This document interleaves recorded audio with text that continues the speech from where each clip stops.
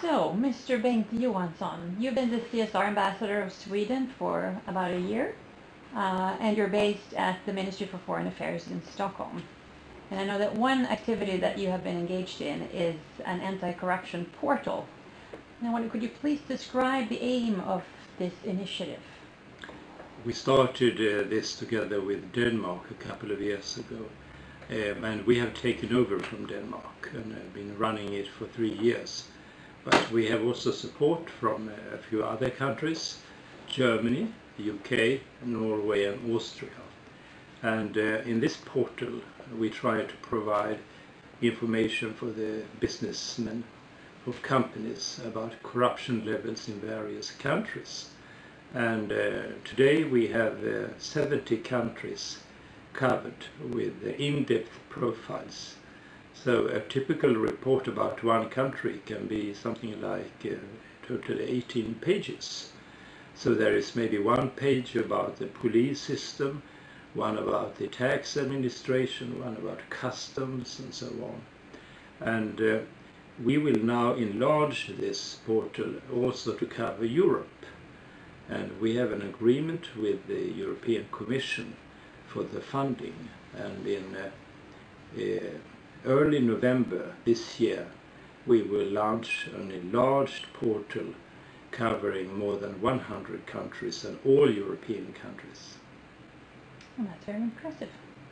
And who is your target group and who actually visits the site? What is the number of unique visitors per year for the site? Well, it's a bit over 100,000 visitors. And that is, I think, a sizable number of. Now we talk about unique visitors, not the robots and so on, because the nearest alternative source run by the United Nations, giving the anti-corruption legislation in all countries, have only a small fraction, something like 15,000 visitors. So we have reached out to companies all over the world, and we know pretty much where these visitors are, but of course many will be registered as US visitors because they have a link up to US in their computer. And we also notice that when something happens, if there is a scandal, something bad happening, the number of visitors picks up immediately in that country. And I think we're especially proud of the Arabic version. In Arabic language, we reach out to all countries in the Middle East, and we have a surprisingly large number of visitors from the Middle East. And what other languages do you have? We have German, which is mainly because German is co-funding this, so that is of course companies in Germany and Austria, Switzerland. Russia showed a great interest in these issues, so we agreed with the Russians to have a Russian version, and that is also then used in Ukraine, Kazakhstan and some of the former Soviet republics. And then we have a Chinese version, and that I think will be important for us in the future, but still, a website needs a lot of marketing, and marketing is not so easy. It requires a lot of skilled people and good connections. And do you have statistics showing what information is the most accessed on the site? Certainly. We do not study in detail everything, because then you need a very expensive system. But what we like to check, of course, is what countries are studied. And there you will see a number of emerging economies, South Africa or China or Thailand or countries like that. And then we are of course very much curious to see, when we introduce the European countries, will they be studied? And at the other end, if there are very few visitors to a page about a certain country in Africa, then maybe we will not renew it and pull it off the list next time. We renew every study every year. So and you can see on the portal this month we have renewed the studies of the following countries. And what are your recommendations to companies to prevent corruption?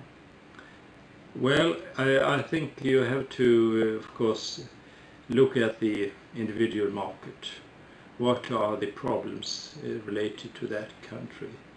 And one thing I would like to mention is that there has always been an international debate where some would like to differentiate between corruption, that is sort of pretty big money for individual decisions, and facilitation money. And facilitation money is what you pay in small amounts to get things done, to get a procedure handled at the customs or something like that.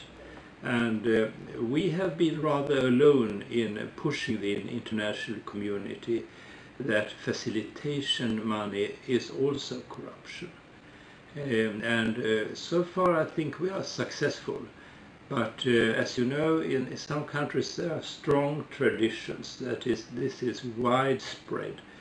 Facilitation money are deductible from the company's income statement. So that is one issue to think about.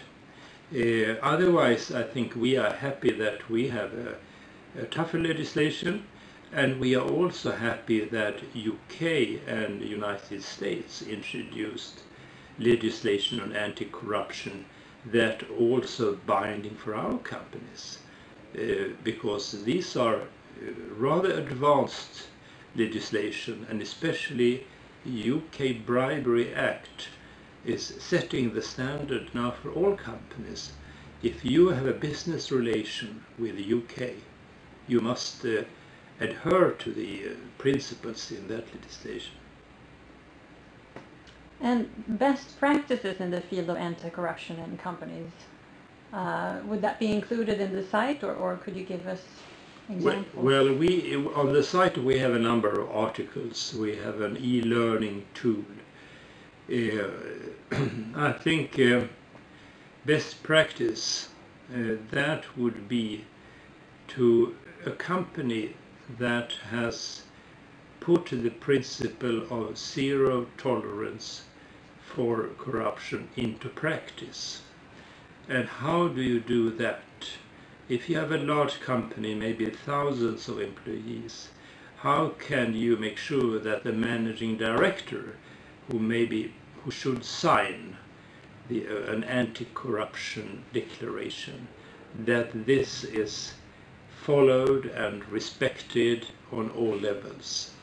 In too many companies, managing director says, I order no corruption, but they don't follow up exactly what the people in the field are doing. And as you know, there are certain sensitive positions. One is, of course, the export manager that has to report sales every week or every month.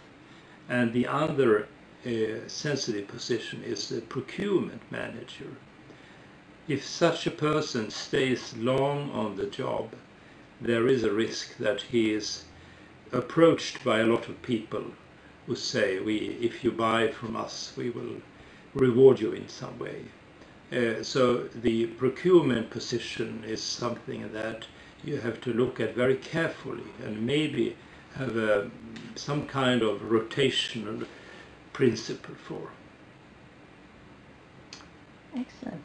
Is there anything else that you would like to add in terms of corruption or the portal? I think what people most talk about is this tough legislation from US and UK. And people then sometimes ask me, shouldn't all European countries adopt similar legislation? And in theory you can say, yes, of course, we should have the same legislation and we should have a legislation. In practice, I notice that all Swedish companies now follow the UK Bribery Act. So actually it wouldn't change much if we had our own legislation. But sooner or later I think we will modernize our legislation and follow this UK initiative. Thank you. It's important with both legislation Yes. and company initiative. Thank you. Thank you very much. Thank you.